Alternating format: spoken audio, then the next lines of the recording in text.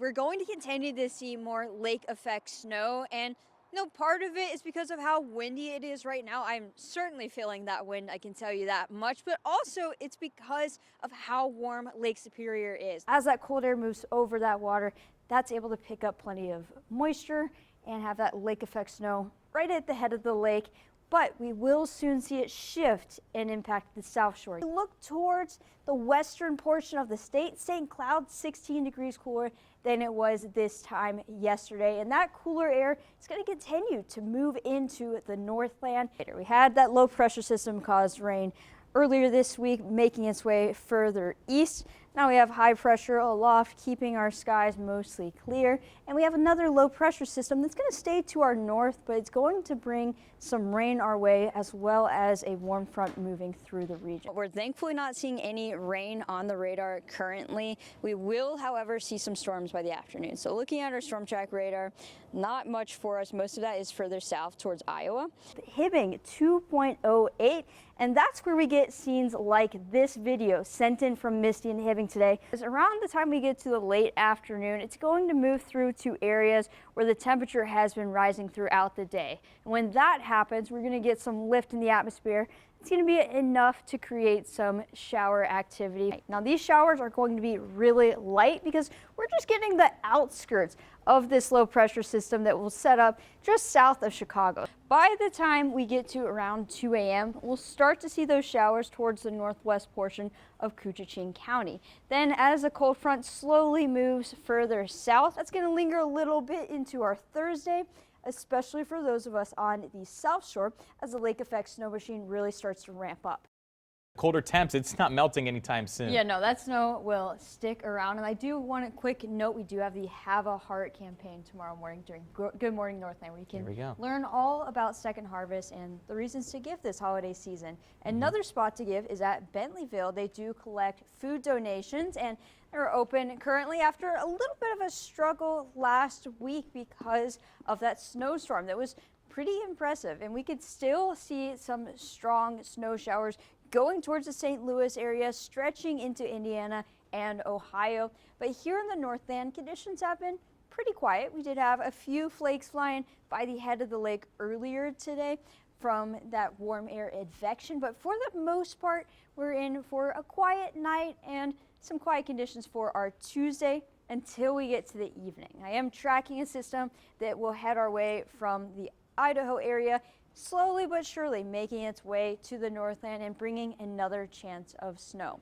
So right now we do have mostly high pressure to our west, and that's where it's going to be quiet tonight and much of tomorrow morning. But by the time we get to Tuesday afternoon to evening, we'll start to see a few flakes in northern Minnesota with a clipper passing through. By the evening hours, we are going to see some stronger snow showers, the overnight hours for those of us in northern Wisconsin, and a cold front passing through as well. Then as this system exits, that's where we're going to see those northwest winds really pick up. And same old story, we are looking at the South Shore snow belt getting that lake effect snow as that system exits. And it's also going to cause the skies to clear after it. And with those clear skies and really strong winds, that's when we get into the worst wind chill of this week. So snowfall amounts on the minimal side, most of us seeing an inch at most, with the exception being Ironwood, where we'll pick up a good 4 inches, as again, that lake effect machine will start to pick up by Wednesday afternoon to evening. And then it's going to get much cooler by the time we get to Thursday morning. All the rest of your forecast details afterward from tonight's weather sponsor, L&M Fleet Supply. Tonight, temperatures will hold pretty steady near 10 degrees. We'll have a light southwest wind of 5 to 15 miles per hour and mostly cloudy skies. Then tomorrow, not much warmer, temperatures in the upper teens to low 20s. Still seeing that southwest wind on the lighter side until we get to the overnight hours. And then we do have some pretty chilly conditions in store. So tomorrow morning, with our wind chills, will be in the negative single digits for those feels-like temperatures. By the afternoon, a little bit of improvement. The 20 degrees will feel like 10 for tomorrow. But then we get into Wednesday, and like I mentioned, as this clipper passes through, it's going to bring a cold front and much stronger winds. So by the time we get to Wednesday afternoon, we're looking at wind chills near -20. Throughout the Northland, Thursday morning, a lot of us seeing those wind chill values dropping down to almost -30. So this is going to be the coldest all week, will be Thursday morning, and we do have a few more chances of snow. So we do have that clipper passing through tomorrow night into early Wednesday. Mostly seeing an inch or two with the exception of the South Shore snowbelt. Another chance of a light clipper system Thursday, Friday. Another one possible for this weekend. Monday might be a little bit more interesting. We're keeping an eye out for Monday, but for the most part, it's just a clipper parade and some cool temperatures. I would say over the last 10 years, there has been this rise of interest in what happens in frozen lakes. Here in the Northland, we think of all the frozen fun: fishing, snowmobiling, and even the ice roads. But we can't forget about the activity under the ice. For a really long time, lake scientists have sort of ignored winter. The long-standing assumption has been that nothing really interesting or exciting happens under the ice. Ted Ozerski is an associate professor of biological limnology at UMD.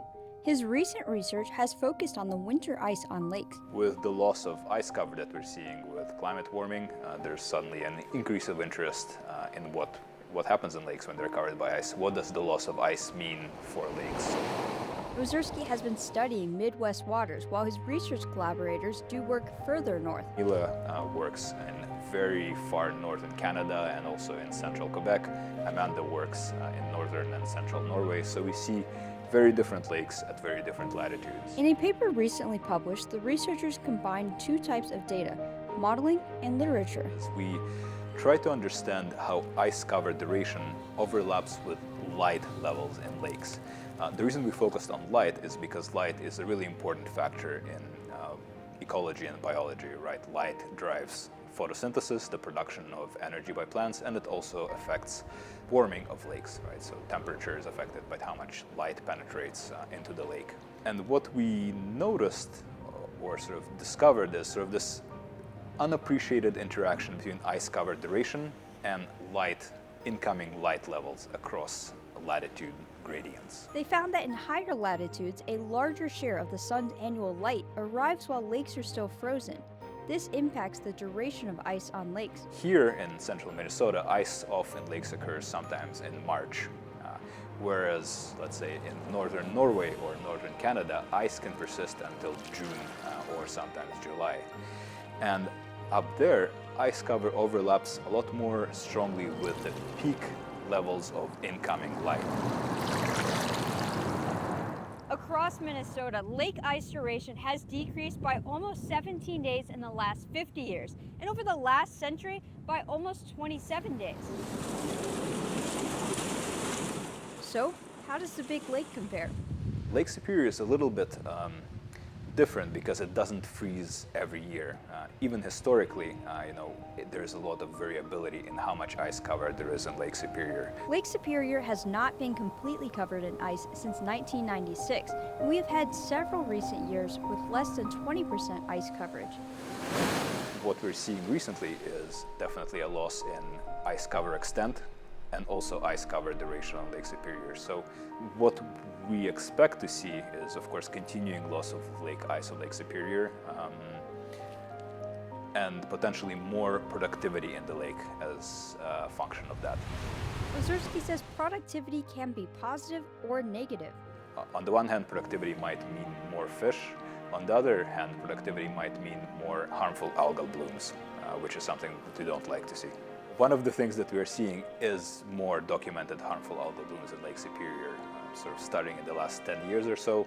The explanation for why it's happening is still not totally complete, but one of the ideas is that warming winters do play a role in stimulating these blooms later in the year, in the summer. This can also impact our fish. We think that cold-loving species will suffer more than, let's say, nearshore warm-loving species. One example is that, for example, lake whitefish spawn on nearshore reefs in Lake Superior and other Great Lakes.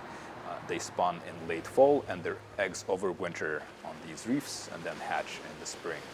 One of the concerns is that with the loss of ice cover, there is more wave action that can impact these reefs. As this research is model-based, more studies will need to be done to confirm these findings. I think the biggest thing is this, again, recognition of how differently lakes might respond to the same kind of change in different parts of the world. And also I think the appreciation of how relatively little we know about what's happening in lakes under ice and how much there is still to learn to sort of catch up to what we know about lakes during the rest of the year.